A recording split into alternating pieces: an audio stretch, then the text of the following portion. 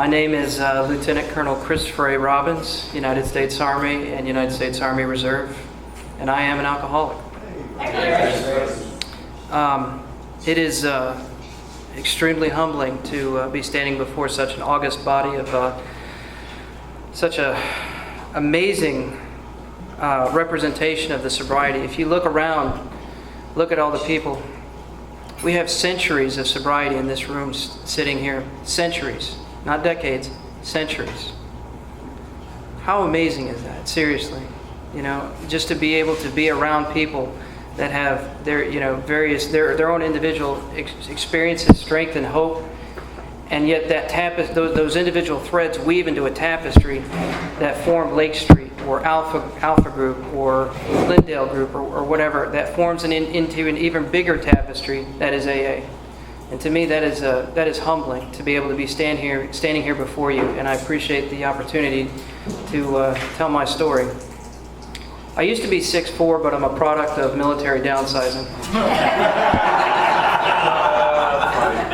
Oh, how I wish that was a joke. More to follow on that. Like I said, I'm Chris. I'm an alcoholic. Push this up a little bit. I was born in Texarkana, Texas on October 4th, 1978. So I guess you could say I'm Diet Texas. Barely. Grew up, I was a single child, or only child. My parents divorced about a year after I was born. And I must have been the Antichrist or something because neither of them wanted me, so I went and lived with my grandparents.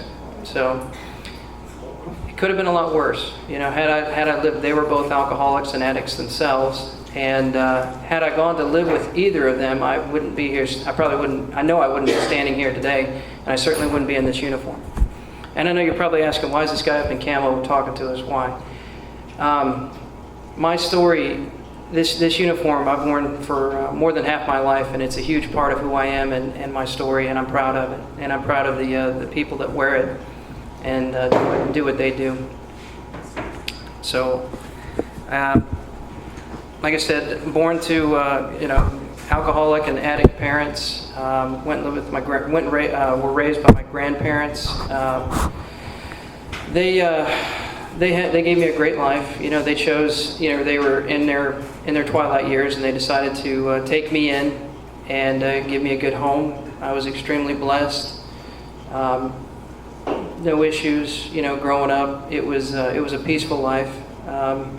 They didn't drink, no alcohol in the house at all. Every once in a while I'd see them with a wine cooler at a party or something like that, but that was about the extent of it. No drugs, nothing out of in that realm.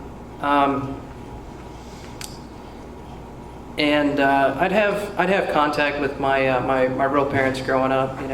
My mom, she went in the Army for a little while, had some problems and ended up getting out. My real father retired as a master sergeant in the Army in 2000. I finished my first tour in Iraq in 2006, and he retired right around the time I got back from my first deployment.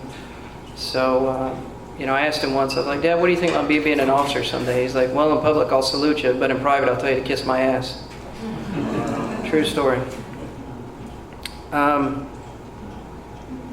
Growing up, did a lot of activities, Boy Scouts, church youth group,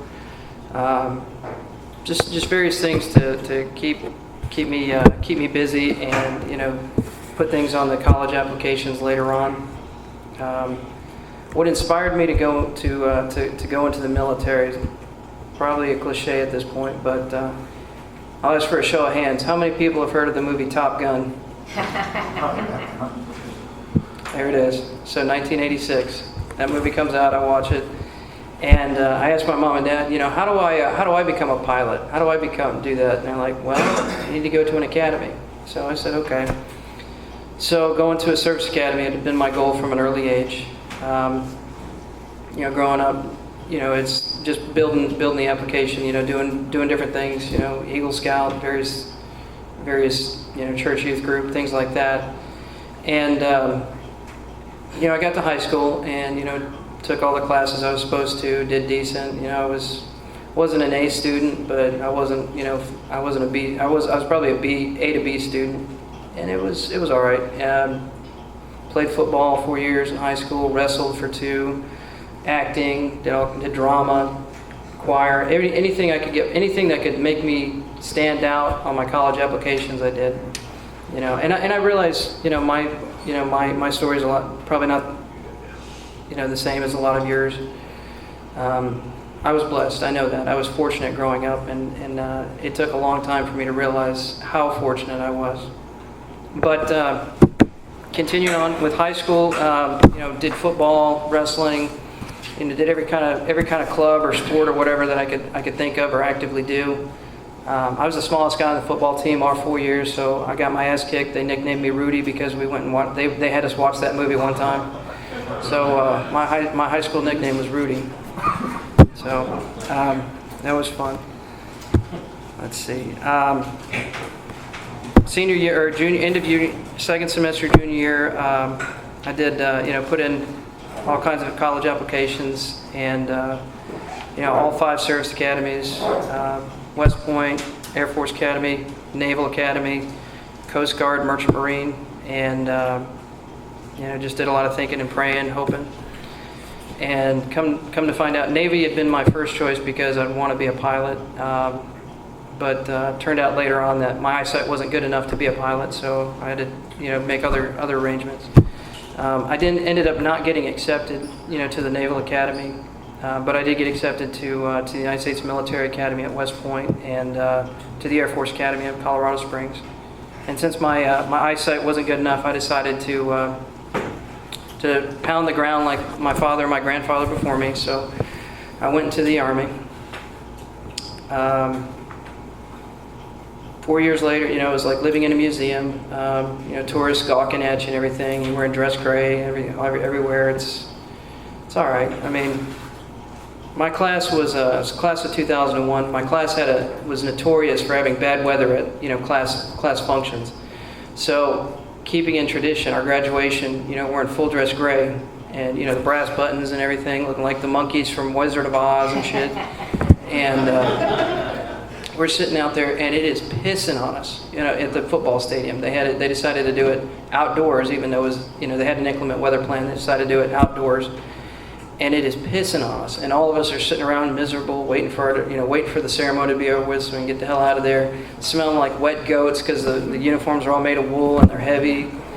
And finally, we graduate, and the moment that I'll never forget finally comes upon us. And it actually, we graduate, get our diplomas, and we rush back down to put on our Army uniform, our dress greens, so we can pin our bars on. And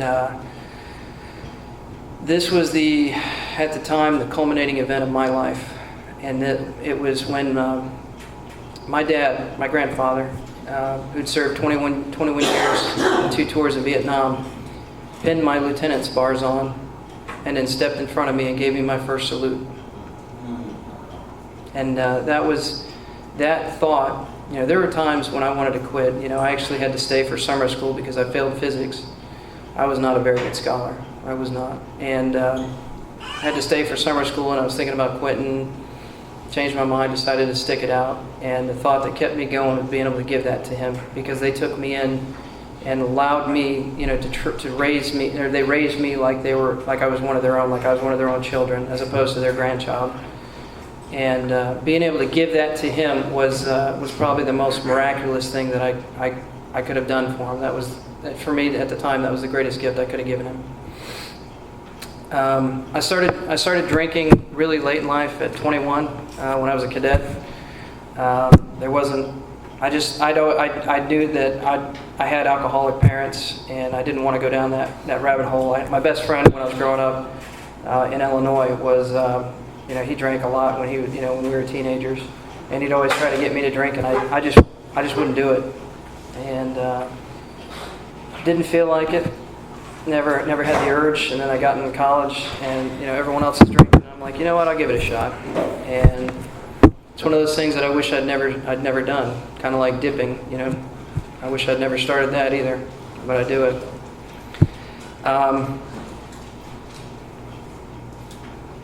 fast forward, at graduation, I met my first wife, and this should have been an indicator.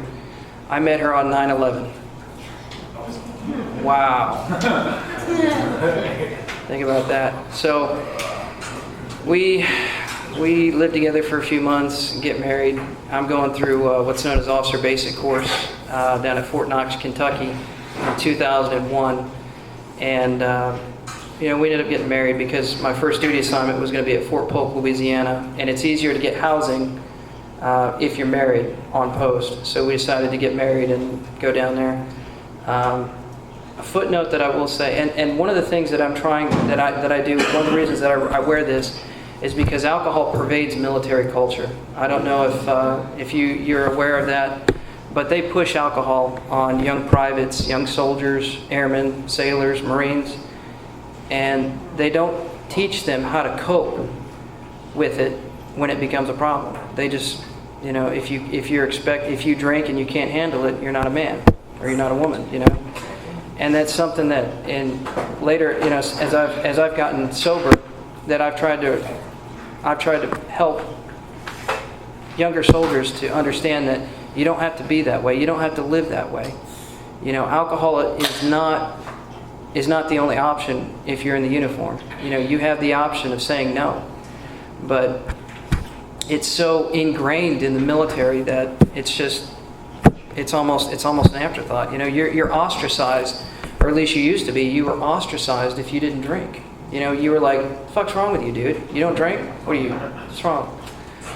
Story from that Officer Basic Course graduation the night before. We had a dining in, and a dining in is where you have everybody. They have a formal meal. They have what's known as a grog ceremony. So the grog is a bunch of different. They have a ceremony, and basically a bunch of people. They take a sip of a bottle, a fifth of something, and then they pour the rest in, and then they mix it up. And then if you break one of their silly rules or do something or get told, you basically get told, hey, you have to go drink from the grog. And this grog was poisonous. I mean, just like all kinds, Jack, Jim, Jose, you name it. I'm surprised there wasn't any Everclear in that thing. But the one thing I'll never forget is we had our dining in, and we ate, we did the grog ceremony, drank, and we had a foreign speaker as the guest speaker for the dining in. It was a German officer, and he came up and got to the podium and started speaking. Giving his hey, congratulations, giving his speech. And halfway through his speech, and all of us, there's like 50 lieutenants, so we're all in dress blues, so we're all, looking sharp and everything, except we're not sharp because we're all drunk. Well, one of the lieutenants decides it's a great idea in the middle of the guy's speech to puke on the floor. That lieutenant may or may not have been me.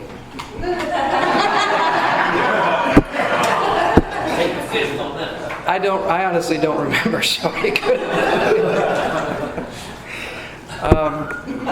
But that's just something that, that's just one example of how, alcohol is huge in the military, and it's something that lately that I've tried to help reverse or help to, counter a little bit. So we moved down to Fort Polk, Louisiana, and I go to, and backing up, my branch was armor, which was tanks. I wanted to be on tanks because my thought was, why carry the weapon system when the weapon system can carry you? Why road march? Why carry a rucksack when you've got something that weighs 70 tons that runs on diesel that'll take you from where you need to go? Well, God has a sense of humor. God put me with the airborne infantry, so I learned how to jump. I go there as a leg, which means I wasn't airborne qualified, and we're the unit. The Army has a couple of training centers. One's at Fort Polk called the Joint Readiness Training Center, and the other one is at Fort Irwin, which is called the National Training Center, where they send brigade-sized units, which are about 3,000 to 4,000 men, or 3,000 to 4,000 people, with their equipment to train for a month each, and they do that 10 months out of the year. And my job at Fort Polk was to be the bad guy, the opposing force, or the out for the aggressors. And so we would be the ones that they would train against. So it was a pretty rough schedule. 10 months out of the year, we'd be in the box for 2 to 3 weeks at a time. And for those of you that know Louisiana, it's not the most pleasant place, especially in the summertime. And so did that, enjoyed it. I enjoyed it. It was awesome. I went there as a leg, and then went to airborne school when I was there, and did more jumps, and got my airborne chops, I guess. And then after that, went to Fort Knox, Kentucky for the captain's career course, the Armor Captain's Career Course, and then went to the 101st Airborne Division in Fort Campbell, Kentucky in 2005, and went on my first deployment to Iraq in 2005. And I'd only served at the company level. So you've got brigade, battalion, and company. So I'd only served at company level before, and then going on that deployment, it's my first deployment, I get thrown in a staff position up at brigade, so I have no idea what I'm doing. I'm learning on the job, getting yelled at by these majors and senior captains. They're like, dude, why don't you know what you're doing? Okay, I'd never done it before. It was a pretty rough deployment. I think we lost a total of 55 soldiers out of the brigade that one.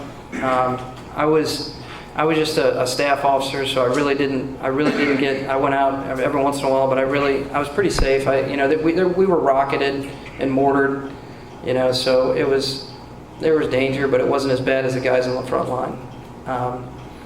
If any of you read, there's a book called Black Hearts, One Platoon's Descent into Madness in the Triangle of Death by a guy named Jim Frederick, that gives a pretty accurate detail about the things that went on during that deployment. We had some pretty shitty times during that. We had 5 soldiers that decided to go and rape and slay a 14-year-old girl and her family and burn the evidence. And as a retaliation to that, an terrorist or an insurgent element known as the Mujahideen Shura Council came and killed one of our guys on a checkpoint, and kidnapped the other 2, and did some horrible things with those guys before they killed them. And you hear about those things, and that happened on June 17th, 2006, and we were up 24 hours a day trying to find these guys, trying to do anything we could to locate these guys, before they were, the inevitable happened. And it was rough. It always is when you lose people. But we persevered, we got through it, and that deployment ended, we came home, and came back to Fort Campbell, and I transitioned from a staff job to being a company commander. Well, in a cavalry organization, they're called troops, but they're basically 100 to 120 people. Captains command them, and came back, and I took command of headquarters troop, 1st Squadron, 75th Cavalry Regiment, 2nd Brigade Combat Team, 101st Airborne Division, Air Assault. And that was in January of 2007, and then we deployed again in October of 2007. And out of the 4 deployments I've done, 2 to Iraq, 2 to Afghanistan, that was probably the worst personally. Got over there, we got situated. I guess some of the things, the highlights or the lowlights from that, my wife, who I'd been married to at that time for about 7 years, she had an affair with another soldier back at Campbell while I was over there in 2008. Have y'all ever seen those metal bracelets that soldiers wear? That represent the KIAs, people they knew or people they served with or people they cared about. Well, I lost when I commanded headquarters troop. I had 158 soldiers, and I brought 157 home. And the one that I carry with me, I don't know if y'all can see this. So I chose to get the KIA. A KIA bracelet usually has the information, the data, the name, the date that the person, or I'm sorry, the name, the unit they were in, and the date that they were killed. And this one was the one that I'd made the decision that he was going to go do and be where he needed to be, where he was when he got killed. And to me, it's a representation that I may make decisions, but yet I may not be the one to suffer the consequences of those decisions. So it took for a long time for me to be at peace with it. I called his mother from Iraq in 2008, the night that he died, and her name is Anna June McCormick. She lives in Bay City, Texas. And then for the next 5 years, on the anniversary of his death on the 28th of April, I would call his mom and check in with her and see how she's doing. And finally on the 5th year, she said, you don't have to call me anymore. I'm at peace with it, and I want you to be at peace with it too. And that kind of staggered me a little bit. That really hit me hard, and it made me feel good. And it took a while, but I can honestly say that this year was the 13th anniversary of his death, and it's the first one that I can recall that I didn't spend it blinding drunk. So for me, that's success. I'm proud of the fact that I did not spend the 28th of April completely and utterly shit-faced. I chose to celebrate his life properly this year, and that's the way I'm going to continue doing it going forward. 2 more deployments, 2010 to Afghanistan, 2013 to Afghanistan. And then 2015, the Obama administration decided to downsize. So hence the joke about, I wish it was only a joke. And by downsizing, they said, we don't need you anymore. Spent 14 years in the Army, serving 4 deployments. They're like, we don't need you anymore. So I said, okay, they let me go. And then I was in active reserve for about 10 months and joined the reserves, the active reserves after that, and did the weekend a month thing for about 3 years. And then I just recently, I decided to go back on active duty and did 2 years of active duty orders at Fort Bragg, North Carolina, which is where I was before here. Just finished those up last month. And I was here. I was actually, I know I'm kind of rambling. I know that rock bottoms are different for everybody. Mine wasn't so much like a hard rock bottom as it was a feather that broke the camel's back, if that makes sense. October 24th, I was in a second marriage, unhappy, toxic relationship, and October 24th, I decided to take an Uber to a Hooters and go have a few drinks, see how that turned out. And I decided to have more than a few drinks and got belligerent, got asked to leave, didn't want to leave, got told to leave, didn't want to leave, and as I was being forced to leave, I bumped into somebody, and he threw me into a TV, one of those flat screens on the wall. And went out, got my ass whooped, and got arrested subsequently. And they made me pay for the TV. You can't win. Insult to injury, that's right. So I'm laughing about it now because it was probably it was one of the best things that ever happened to me, because it set me on a path that that is allowing me to be here right now, 7 months sober, speaking to all of you. And I cannot tell you how grateful I am for that experience. It sucked at the time, trust me. It was no bueno, but I am grateful, because from there I went to an intensive outpatient treatment program for 5 weeks. I got reintroduced to AA. I'd been in AA, previously, and I'd even gotten my year sober chip. Most of it was from a deployment, but I'd gotten a year sober and got my chip, and then figured, you know what? I got this. I can handle it. I can take a drink. I know how to do this. Nope. So October 24th, 2020 is my sober date, and it's a date that I will cringe at, but I will also smile at, because my life has changed so much for the better today. Like, the person I am standing before you, I'm completely different from who I was 7 months ago. I know I've been talking a lot about me.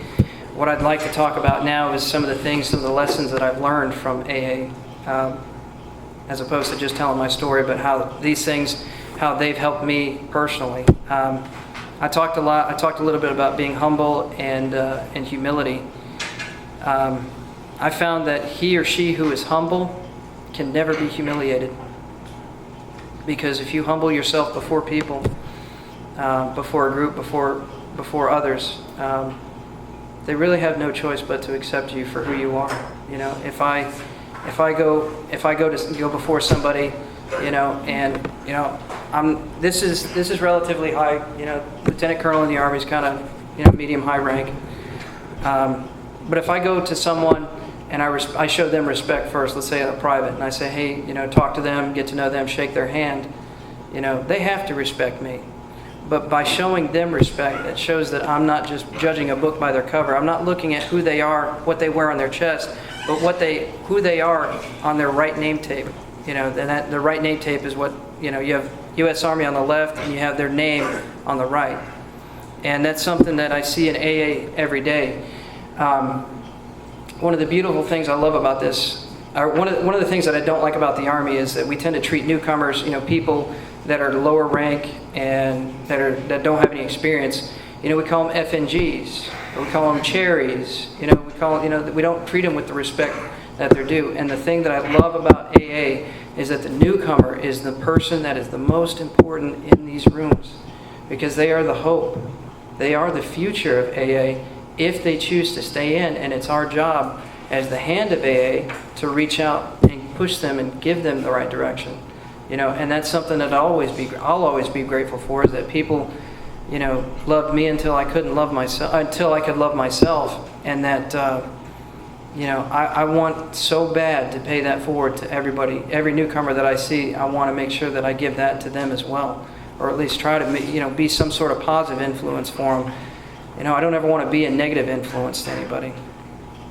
One of the things that caveating off of that is that I'm able to appreciate value in other people, because I can see, there was a turning point for me about 2 or 3 months ago where I actually started loving myself.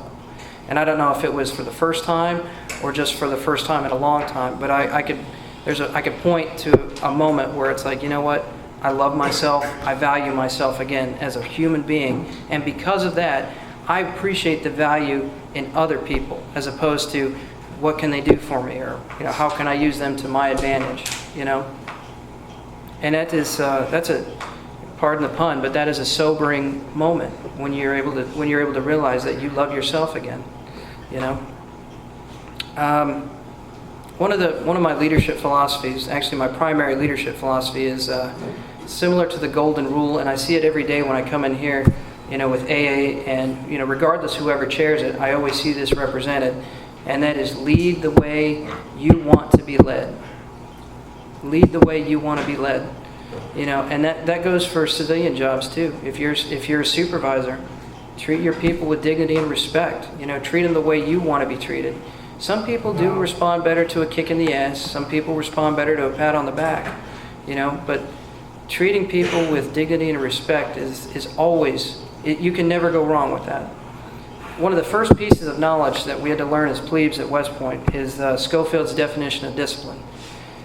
And the first line of it is, the discipline which makes the soldiers of a free country reliable in battle is not to be gained by harsh or tyrannical treatment.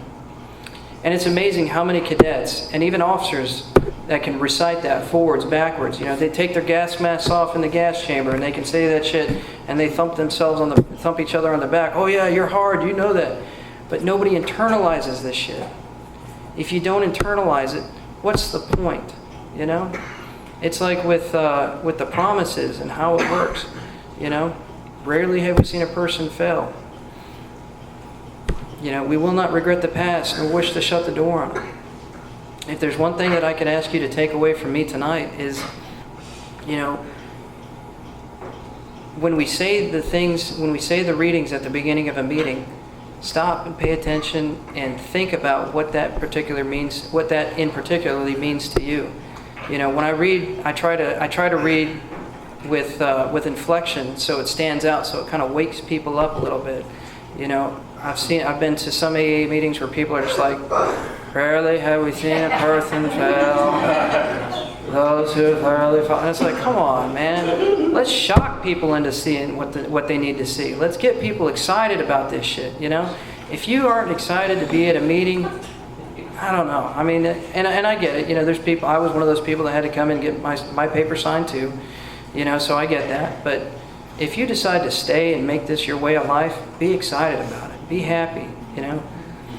I'm always saying that AA is a team sport, and one of the things, we were actually at the 6 o'clock at Alpha Group that something came to me. We were talking about I, me from today's daily reflection, and something hit me. AA is a team sport. There's no I in team, but there sure as hell is one in alcoholic. And what that means to me is that I was focusing as an alcoholic on myself, on the I, on me. And as I got more time in sobriety, I'm able to realize through service to others, and just talking and doing the steps and speaking with my sponsor, that that I turns into a you. And there is no you in alcoholic, but there is one in humility. And to me that's what this program is about, is humility and being able to humble myself before you and do service for you in whatever form that may take. Let me ask you this. How many people have actually had a dream or a nightmare of relapsing? Show of hands. How many people have woke up from those feeling scared, pissed off, upset? I had one of those the other night, and I'll tell you what, it scared the hell out of me. It scared the hell out of me. I was like, I woke up and I was like, Jesus, I felt bad because I relapsed in a dream. I don't even want to think about what it would be like if I did it in real life. So I knew that's one thing that I've realized I've also turned a corner on, is that if I'm scared to relapse in a dream, I damn sure don't want to do it in real life. I don't ever want to experience that. And I'm not saying that it won't happen. I'm saying that it's not going to happen today, and I'll be able to say that tomorrow, and then the next day, and then the next day, one day at a time.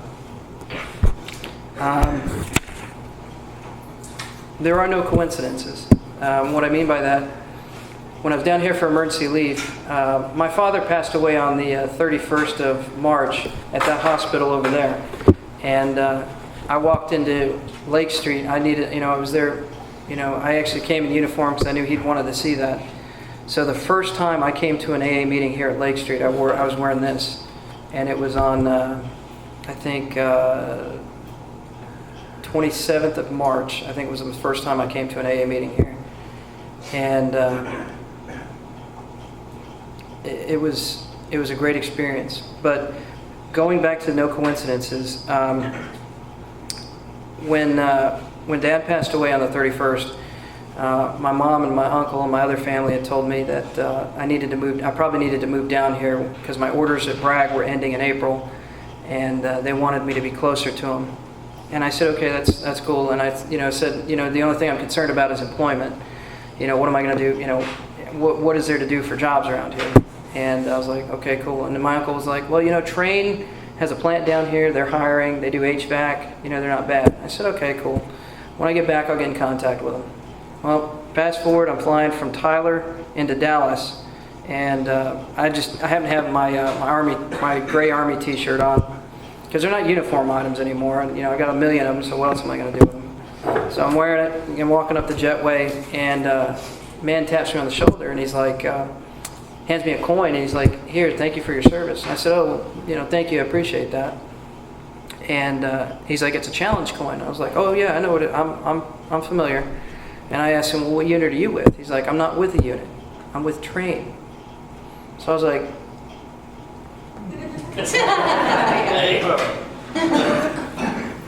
got it. So rest is history. I just finished onboarding with Train, and I should start on the 31st of May, if not earlier. So, and that is due to the grace of God. That was God's.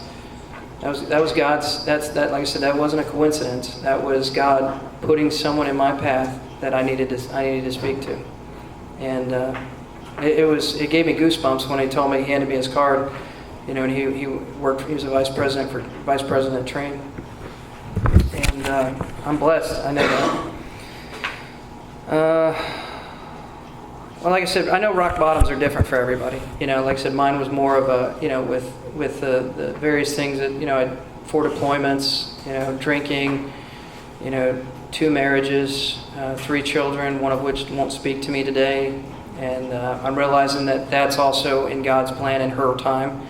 And I have to realize that it's not my time, it's her time, and I have to be patient. And if and when she wants to be a part of my life, I need to be accepting and trying to be as accepting of that as I can.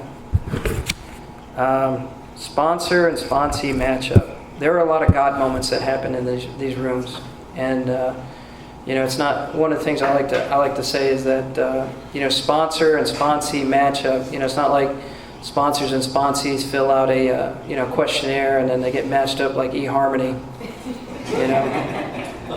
And I'm glad that it doesn't do that, because I remember when I met my sponsor, there was a definite God moment in my life, because that person and I we'll always have a bond. His dad died on the 24th of March at an AA meeting. We were actually going to do step work. So my old group had 5:30 meeting and an 8 o'clock meeting. And we were sitting there doing step work between the meetings, and his dad hadn't, his dad hadn't been doing well health-wise, and mine wasn't either. So before we did the step work, we prayed for our fathers. And then fast forward to the 8 o'clock, it was a big book study Wednesday night, and he got a call about halfway through the meeting, and went out and took it, came back in and said that his father had died. That was the 24th of March, and then at the end of the meeting, my uncle texted me and told me to call, and when I called him, he said, "Hey, you need to get down here. Dad's not doing so well." So that's a bond that me and my sponsor will always have. Is that his father passed away on the 24th, and mine passed away on the 31st, and the good thing is that we're both at peace with it. I knew that God has a plan, and I'm able to deal with it sober and have alternate coping mechanisms, as opposed to crawling into a bottle and getting shit-faced and being completely useless to my family. So I know that if I can survive my dad dying and stay sober, I can stay sober through anything. They say you're not supposed to have a whole lot of major life changes in your first year of sobriety. And let's see. Moved to a new place. Parent passed away. Got out of a toxic relationship. Yeah. I don't know, but it's been challenging. But I can honestly tell you that my sobriety has not been threatened at all. When I got my ass whooped on the 24th of October, the desire to drink and to make myself or put myself that vulnerable left me, and so I know I'll never have to worry about that again. It's a good feeling, knowing that like Forrest Gump says, when he gets the letter that Lieutenant Dan sends him saying he'll never have to worry about money again because he invested in a fruit company. Whoa, I don't have to worry about money again. One less thing. Well, I don't have to drink again. One less thing.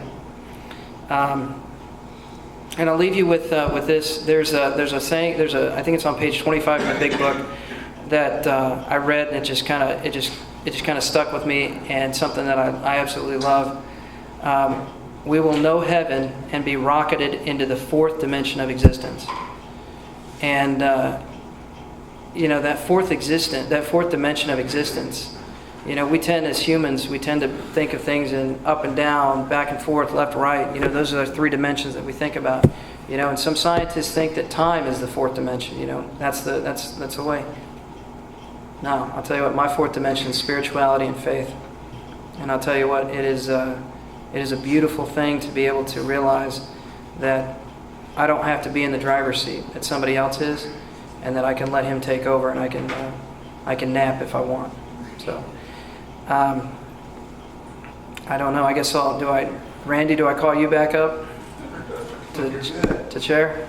Yes, sir. Okay. I appreciate everyone. Thank you very much for letting me share my story tonight.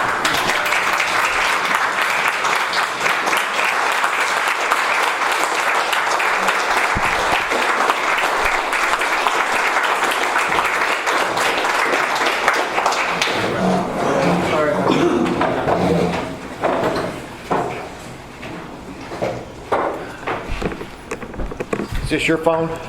Ah, shit. Do you want it?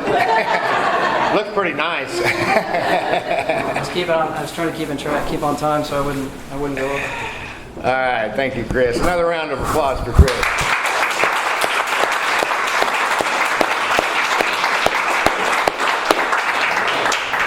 And we thank you for your service. I know we've got a couple of other, at least, people that have served our military. Would you raise your hand? We appreciate your service.